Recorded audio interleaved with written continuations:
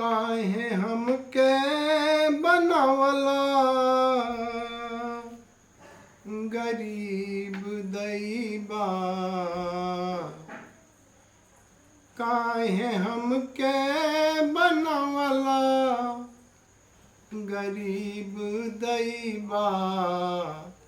हो गरीब दैबा। कवन कलम से लिखल नसीब दैबा। कौन कलम से लिखल नसीब दैबा। कौन कलम से लिखल। काहे हमके बनवला गरीब दैबा। कौन कलम से लिखल नसीब दैबा। कौन कलम से लिखल नसीब दैबा। कौन कलम से लिखल। फूटल कठवत टूटल केवाड़ी। फूटल कठवत टूटल केवाड़ी। पेवन साटल मौगी के देह पसाड़ी। पेवन साटल मौगी के देह पसाड़ी। छानी चुआता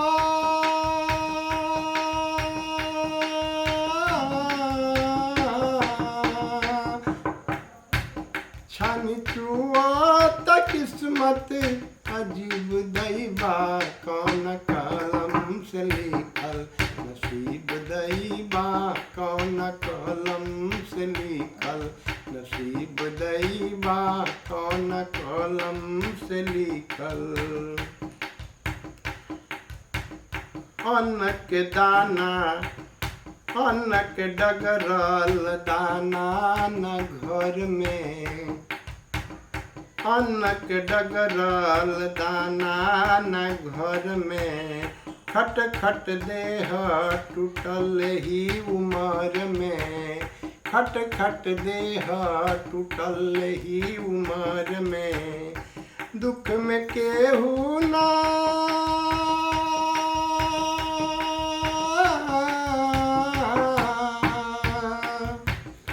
दुख में केहू न लौके करीब दैबा।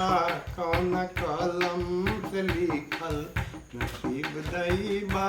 कौन कलम से लिखल नसीब दैबा। कौन कलम से लिखल। घर में जवान बेटी दिए है के जोग जी। घर में जवान बेटी दिए है के जोग जी। धैल बसिकारी के चिंता के रोग जी।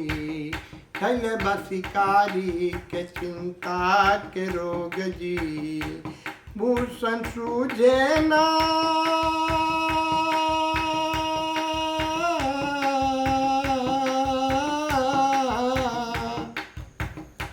भूषण सूझे न कौनो तरकीब दैबा।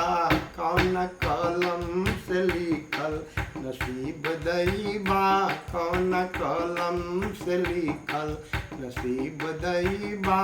कौन कलम से लिखल। काहे हमके बनवला काहे हमके बनवला गरीब दैबा। हो गरीब दैबा।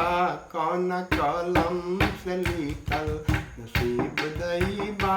कौन कलम से लिखल नसीब दैबा। कौन कलम से लिखल नसीब दैबा। कौन कलम से लिखल।